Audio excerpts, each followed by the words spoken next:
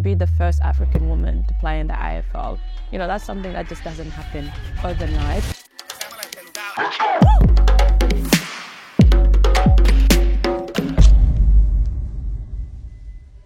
My name is Akej Makurchot. I am an AFLW player at the Hawthorn Football Club.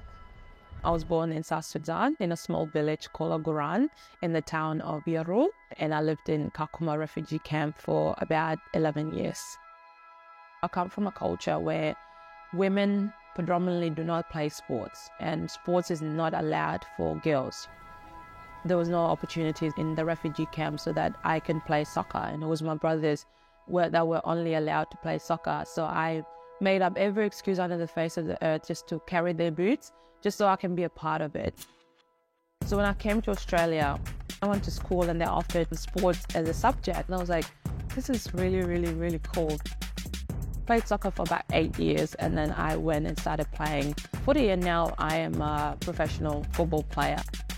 For me, I will never forget that the Fremantle Dockers was the first club that gave me an opportunity to become a professional footballer.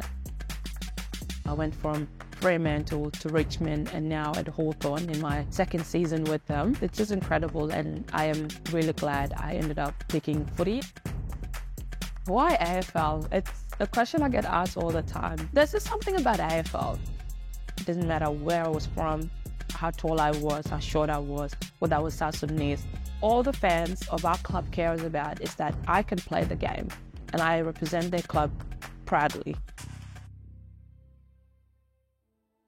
My mum is one of my heroes. I talk so much about her because to do the things that she's done to bring us to where we are and for us to have the lives that we live now and the opportunities that we have is all the sacrifices that she had.